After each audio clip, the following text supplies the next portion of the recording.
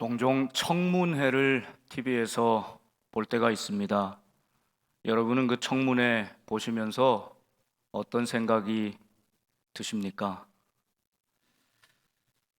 사실은 그 부처의 장관으로, 국무위원으로 바른 인격과 도덕성을 가지고 전문적인 능력을 갖춘 분인지 검증하는 자리인데, 종종 그저 정치적인 진영에 따라서 검증해야 할 것을 검증하지 못하고 서로 싸우다가 파행이 되는 그런 경우를 종종 보면서 우리 많은 국민들이 인상을 찌푸리게 되지요.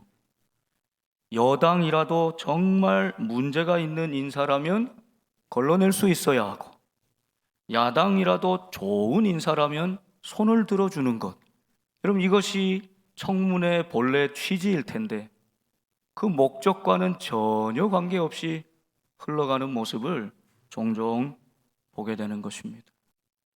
또 때로는 알면서도 모른다 그러고 거짓으로, 속임수로 얼마나 많은 일들이 일어납니까? 그 모습 보면서 우리가 결국에는 이 사람의 청문회가 아니라 하나님 심판대 앞에 설 날이 있는 존재인 것을 기억하면 우리의 말 한마디, 우리의 삶이 하나님 앞에 어떻게 평가될 것인가, 그 심판의 자리를 생각하며 살아야 되지 않는가, 이런 생각을 하게 됩니다. 또 한 가지 드는 생각은, 요즘은요, 예전에는 문제되지 않을 만한 것도 얼마나 자세하게 면밀하게 날카롭게 검증합니까? 그래서 소위 요즘 말로 신상털기라 그러잖아요. 모든 재산 낱낱이 다 드러나고 공개되고 가족의 자녀들 모든 일들을 다 들추어내는 것입니다. 저는 종종 보면서 정말 저분이 무엇 때문에 저런 고초를 다 겪으면서도 저 자리에 앉기를 원할까, 이런 생각을 종종 해봐요. 정말 나라를 위해 봉사하고자 하는 숭고한 사명감일까? 정말 이 시대의 요청 앞에, 역사 앞에 그 소명의식을 갖고 부름에 응답하는 그런 자세로 저 수치와 모욕을 다 감당할까? 아니면 무엇인가 다른 어떤 명예나 그가 성취하고 싶어하는 어떤 특별한 다른 목적이, 이익이 있는 것은 아닐까 생각해 보게 되는 것이죠. 마가복음 말씀을 따라서 오늘 예수님은 지난주 사랑하는 제자 가룟 유다의 차갑고 날카로운 배신의 입맞춤을 신호로 이제 대제사장 무리들의 손에 끌려가십니다. 붙들려 가셨습니다. 오늘 예수님께서는 이 세상의 어떤 청문회보다 가혹하고 야멸찬 심판대 법정에 서게 됩니다. 대제사장과 그들의 무리들이 다 모였더라. 현직 대제사장 가야바, 전 안나스, 이 대제사장의 그 무리들이 다 모였습니다. 베드로는 멀찍이 예수님을 그 뜰에서 바라보고 있습니다. 자, 이 가운데 지금 법정이 펼쳐졌는데 55절에 보면 누가 함께 모였습니까? 대제사장들과 온 공회가 모였다. 대제사장의 무리는 종교 지도자들, 종교의 권력을 다 가지고 있었던 지도자들이고, 온 공회는 정치적인 권력을 다 가지고 있는 사람들. 그러니까 지금 종교와 정치가 힘을 합해서 예수님을 죽이려고 한마음 한뜻이 됐다, 이것입니다. 이 중에는 유대인들 중에 바리새인, 사두개인은 절대로 생각과 신념이 너무 달라요. 하늘과 땅 차이잖아요. 부활이 있다 없다 믿는 게 달라요. 한 하나님이지만 저들은 결코 생각이 하나가 될 수 없어요. 평소에는 절대로 하나가 될 수 없는데 지금은 목적이 하나야. 예수를 죽이려고. 이 목적이 하나가 돼서 대제사장들과 온 공회가 한 마음으로 결탁했다는 것입니다. 여러분, 선한 일의 뜻을 합치기는 너무나 어렵습니다. 그러나 악한 일의 뜻을 합치고 결탁하기는 너무 쉬워요. 오늘 그 현장을 우리가 보게 되는 것입니다. 대제사장과 온 공회가 모인 목적은 분명합니다. 예수를 죽이려고. 여러분, 이 법정은 참 이상합니다. 목적과 결론이 먼저 나와 있어요. 결론은 예수를 죽이려고. 그리고 이제 그것에 맞는 증거들을 찾기 시작하는 것입니다. 거꾸로 된 심판이지요. 예수를 죽이려고 작정하고 그를 칠 증거를 찾았습니다. 찾았어요? 못 찾았어요? 얻지 못하니. 그러면 거기서 끝나야 되는 것 아닙니까? 그런데 이 재판은 끝나지 않습니다. 증거를 찾아서 없었는데도 계속되는 거예요. 언제까지 계속될까요? 예수를 죽일 때까지. 불의한 재판이요, 불법적이고 모순적인 자리인데 이 재판이 계속됩니다. 자, 56절에 계속 보면 어떤 이는 예수를 쳐서 거짓 증언하는 자가 많았다. 예수님을 쳐서 고소하고 죄인으로 만들려고, 죽이려고 증언하는 자가 많았습니다. 증언이 많았습니다. 그런데 그 증언이 서로 일치하지 못함이라. 여러분, 증언은 한 사람만 증언해서 효력이 없지요. 적어도 두 사람 이상이 일치한 증언을 내야 그 증언이 효력이 있는 것 아닙니까? 이게 상식입니다. 그런데 이 기본적인 상식마저도 예수님을 심판하는 자리에서는 완전히 무시되고 있는 것입니다. 증언이 많이 있지만 일치하는 것이 없는 것이에요. 그러면은 죄가 없는 것 아닙니까? 그래도 이 재판은 계속되는 것입니다. 어떤 사람들은 일어나 예수님을 쳐서 거짓 증언합니다. 여러분, 10계명 제9계명이 거짓 증언하지 말라. 대제사장은 모든 유대인들에게 이 10계명을 철저하게 지키도록 가르치고 실천해야 될 책임이 있는 사람인데, 지금 이 예수님을 심판하는 자리에 거짓 증언이 난무하여도 아무런 제재가 없어요. 거짓 증언으로 난무하고 있는 것입니다. 그리고 그 증언은 서로 일치하지도 않는 것입니다. 이쯤 되어서 대제사장이 예수님께 묻습니다. 60절 말씀이죠. 너는 아무 대답도 없느냐? 이 사람들이 너를 치고 고소하고 죄인으로 몰아넣는 저 증거들을 들을 때 어떠하냐? 사실이면 사실이다, 아니면 아니다, 뭐라고 좀 말 좀 해봐라. 너는 대답할 것이 없느냐? 아무 대답도 없느냐? 이렇게 묻고 있는 것입니다. 예수님의 대답은 61절이죠. 침묵하고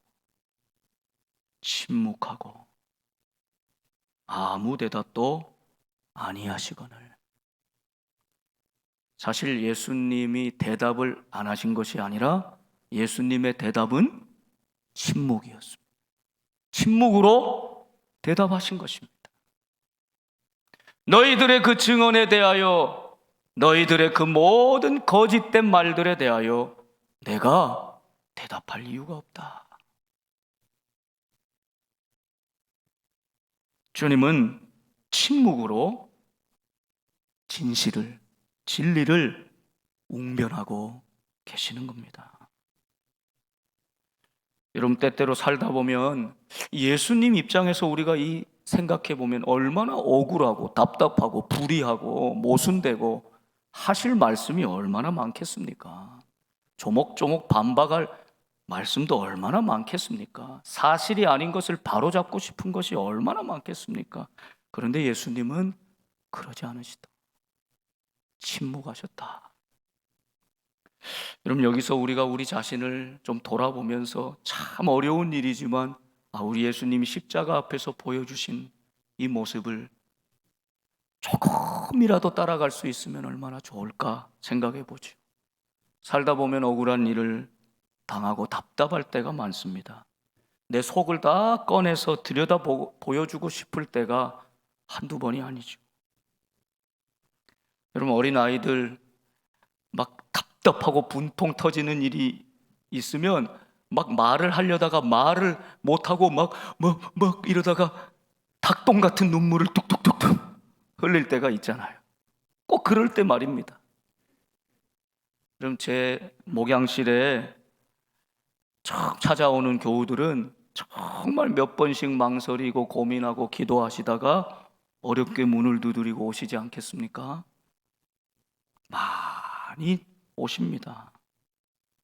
들어보면 정말 살다 억울하고 너무나 안타깝고 답답하고 하소연할 데가 없어서 정말 닭똥 같은 눈물을 꾹꾹 참고 흘리면서 많이 눈물을 흘리죠. 저도 거기에 대해 뭐라고 대답해 드릴 것이 없을 때가 얼마나 많은지 몰라요. 침묵. 얼마나 힘드세요? 얼마나 아프세요? 힘드시지요?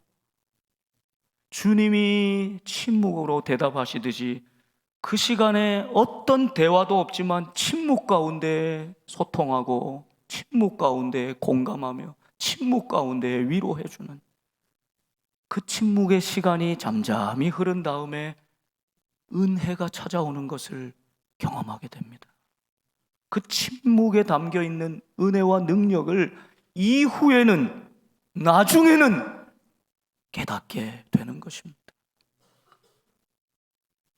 예수님 마음이 그와 같지 않았을까요? 저 거짓된 이야기들, 불의한 이야기들, 말도 안 되는 이야기들을 들었지만 그 내가 대답한다고 한들 제대로 받아들이고 믿겠는가? 이미 예수를 잡아 죽이려고 결심한 사람들에게 그것이 가능하겠는가? 주님은 거기에 대해서 한마디도 대꾸하고 대답하지 않으시고, 그러나 이 불의한 과정을 통해서도 주님은 겟세마네 기도 후에 하나님 마음을 아셨기에 이 길이 십자가의 길이기에, 이 길이 십자가로 가는 길이기에 주님은 침묵하시며 그 길을 걷는 것입니다.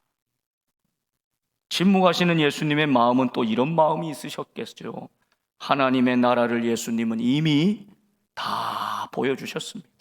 다 말씀해 주셨습니다. 다 행하셨습니다. 그래서 이제는 더 말하지 않아도 이미 다 하였다.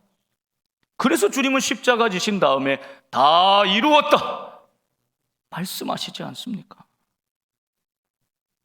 사람들의 거짓된 증언이 다양할 수 있지만 주님은 그것에 연연하지 않으시고 결국 당신이 걸어가셔야 될 십자가의 그 길을 묵묵히 순종함으로 받아들이신 것, 이것이 침묵이었습니다. 이사야 고난받는 주의 종 메시아를 그릴 때 그는 곤욕을 당하실 때도 차마 입을 열지 아니하셨도다. 너무 답답하고 우리는 이해할 수 없지만 주님은 끝까지 침묵하신다. 그것이 십자가의 길이기에 그러하신 것입니다. 만일 당신이 살 길을 찾았다면 그 거짓 증언에 대해서 일일이 반박했을지도 몰라요. 대제사장에게 읍소라도 했을지 몰라요. 그러나 내가 살 길이 아니라 저 멀찍이 나를 보는 베드로도 살리고 나를 배신하고 가버린 가룟 유다마저도 살리고, 유대인을 살리고 이방인을 살리고 온 나라와 민족을 살리는 길, 죄인도 고아도 과부도 나그네도 살리는 길, 소외되고 버림받은 한 영혼이라도, 미물이라 천대받고 무시당하는 길에 핀 들꽃 하나도, 버려진 짐승 한 마리라도 살리는 길, 온 생명 온 누리, 온 우주 만물이 회복되고 치유되는 그 원대하고 놀라운 하나님의 비전은 예수님의 십자가 외에는 없기에 주님이 침묵하심으로 그 길을 걸어가시는 겁니다. 오직 십자가 위에서만 이루실 수 있는 그 길, 구원의 길, 생명의 길, 침묵으로 보여주신 겁니다. 여러분, 사람이 하고 싶은 말을 참는 것, 이게 참 어려운 일이죠. 강명식이라고 하는 찬양 사역자가 오래전에 승리라고 하는 노래를 썼는데, 그 중에 한 대목이 이렇습니다. 제가 늘 음미하는데요, 승리가 무엇인 줄 아는가? 하고 싶은 말, 그 많고 많은 말 모두 힘겹게 억누르고 오직 주께서만 말씀하게 하는 것, 그것이 바로 승리라네. 여러분, 신앙의 승리자들이 될 수 있기를 간절히 소망합니다. 하고 싶은 말이 많지만 침묵 속에 주님의 사랑과 생명과 진리를 굳게 믿으며 나아갈 때 참된 승리를 우리에게 허락해 주시는 것이죠. 이렇게 침묵하시는 주님께서 끝까지 침묵하시다가 입을 열어 딱 한 가지 사실을 말씀하십니다. 여러분, 이것 또한 놀랍지 않습니까?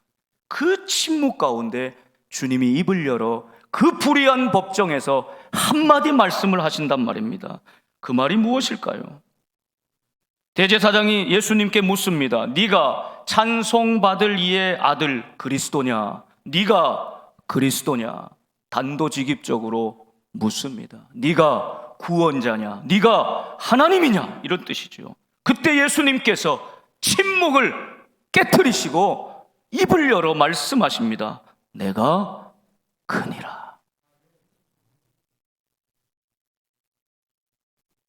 주님은 이것밖에 이 세상에 대답할 것이 없었습니다. 내가 그니라. 내가 그리스도니라. 너희가 이 사실 하나만 분명히 알아라.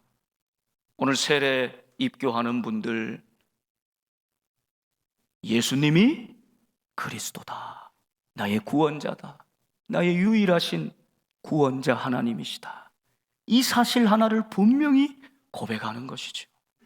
그것이 우리 인생에 얼마나 놀라운 역사를 일으키는지 모릅니다.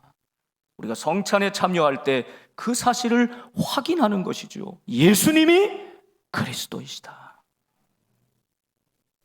주님은 침묵 중에도 이 말씀 하나는 분명하게 하십니다.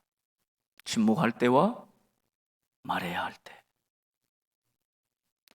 그리고 주님은 이 불의한 현실에 시선을 두지 않고 저 궁극적인 하나님 나라의 소망을 두게 하십니다. 미래를 보게 하십니다. 내가 그니라 말씀하시고 인자가 권능자의 우편에 앉는 것과 하늘 구름을 타고 오는 것을 너희가 보리라. 지금 억울한 일이 있고 세상에 곤고한 일이 많고 답답한 일이 넘쳐나도 이 불의한 세상에도 하나님은 반드시, 우리 주님은 다시 오십니다. 심판하십니다. 그때 그날을 두려움으로 바라봐야 하는 것입니다. 내가 그니라, 내가 심판자니라, 내가 알파와 오메가니라. 주님은 이 사실 하나만 분명히 말씀해 주는 것이죠. 그런데 이 말씀이 끝나자마자 대제사장의 반응이 무엇입니까? 자기 옷을 찢습니다. 그리고 기다렸던 대답을 들은 것입니다. 우리가 어찌 더 다른 증인을 요구하리요? 필요 없다. 더 다른 증인도 증언도 필요 없다. 저 사람이 하는 말을 들었지 않느냐?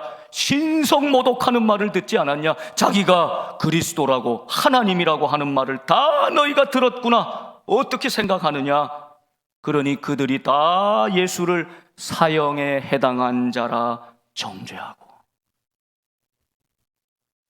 그럼 이건 완전히 잘못된 사실, 진리가 아닌 것으로 예수님을 그리스도로 받아들이지 못하는 자들이 예수님을 죽이기 위해서 몰아가는 것 아닙니까? 잘못된 군중 심리로 예수님을 지금 모두 다 합법적으로 심판한 것이 아니라 다 예수를 사형에 해당한다, 정죄하는 것입니다. 바로 그 자리에서. 그렇게 하자마자 여러분 어떻게 합니까?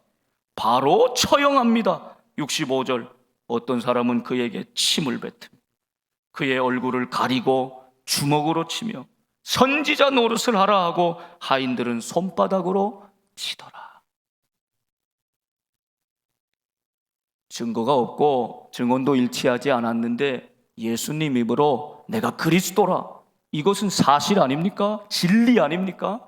그런데 이 사실을 받아들이지 못하는 이 사람들은 예수님을 걸려 넘어뜨릴 기회로 잡아서 바로 그 자리에서 사형을 선고하고 달려들어 만왕의 왕이신 주님을 조롱하고 멸시하고 침뱉고 때리는 폭력이 일어나고 있는 것이죠.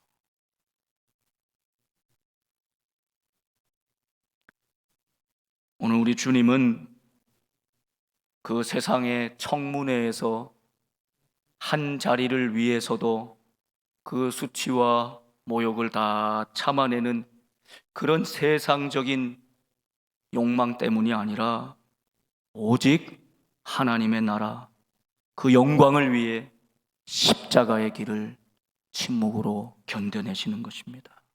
누구 때문에 그러신 겁니까? 예수님 자신 때문이 아니라 예수님 자신은 완전히 버리시고 죽이시고 비우시고 나 같은 죄인을 살리기 위해서, 예수님 당신의 이익이 아니라 나 같은 죄인을 용서하기 위해서, 구원하기 위해서 정말 주님은 그 이유 그 목적 때문에 침묵으로 십자가의 길을 가시고 내가 그니라 이 말을 하면 잡힐 조건이 된 줄 아시면서도 당당하게 진리를 한마디 선포하시는 것입니다. 이것이 우리에게 복음입니다. 주님이 침묵하셨고 또 조롱과 멸시와 폭력을 다 감당하셨기에 주님은 십자가 지시고 우리에게 구원을 선물로 허락해 주시죠. 때때로 우리가 살면서 억울하고 답답할 때, 정말 할 말이 너무 넘치지만 그러나 그 마음을 누르고 침묵할 때, 침묵 중에도 함께 하시고 일하시는 하나님을 기억하십시오. 엔도 슈사쿠의 소설 침묵에 보면 17세기 일본의 여러 가톨릭 수도사 선교사들이 가서 복음을 전할 때 수많은 사람들이 죽임을 당하고 또 배교하였다는 소식이 들립니다. 로드리고라는 수사가 그래서 아니 그 좋은 믿음의 선배들이 어떻게 배교한다는, 믿음을 배신하고 떠날 수 있단 말인가, 직접 진상조사를 하러 와봅니다. 그 이야기가 쭉 흐른 다음에 거기 보니까 선량한 이제 처음, 오늘 이렇게 세례받고 처음 세례받고 예수님을 믿는 신실하고 어린 양들 십자가에 놓고 물에 수장하게 만들고 거꾸로 못 박아서 죽이고, 그리고 그 앞에 후미에라고 하는 예수님의 성상이 그려져 있는 이 판화를 바닥에 놓고 이거 밟아라, 너희 수도사들이 선교사들이 이거 밟으면 저 영혼들 살려줄게. 얼마나 갈등과 고민이 되겠습니까? 이 불의한 현장에도 왜 하나님은 말씀하지 않으십니까? 역사해 주지 않습니까? 왜 하나님은 침묵하십니까? 이것이 큰 질문이었어요. 이제 로드리고에도 그 순간이 다가옵니다. 예수님의 성상이 앞에 놓여져 있고 선량한 그리스도인들이 이제 물에 수장되어 곧 죽게 되어 있습니다. 그리고 이 성상을 밟아라! 로드리고는 마음으로 하나님 한 말씀이라도 해주십시오. 그때까지 침묵하시던 하나님의 음성이 로드리고의 귀에 들립니다. 그 음성이 무엇입니까? 그 침묵을 깨고 말씀하시는 하나님의 음성이 무엇입니까? 밟아라. 그 성화를 밟아라. 나는 너희에게 밟히기 위해 존재하느니라. 나는 너희에게 밟히기 위해 이 땅에 왔느니라. 밟는 너의 발이 아플 것이니 나는 그것만으로도 충분하다. 이 음성이 침묵을 깨고 들려오는 것이었습니다. 사랑하는 여러분, 우리 주님은 그리스도이십니다. 이 땅에 우리의 모든 억울함과 답답함, 눈물을 아시고 조롱과 멸시를 아시고 친히 밟히러 오신 분, 그분이 나의 아픔을 아시고 침묵하시는 것 같은 그때에도 하나님은 함께 아파하시며 함께 눈물 흘리시며 우리와 함께 하심을 잊지 마십시오. 오늘 침묵으로 대답하시며 십자가의 길을 걸어가신 주님이 우리의 위로요, 소망이요, 생명이 되기를 주님의 이름으로 축복합니다. 기도하겠습니다.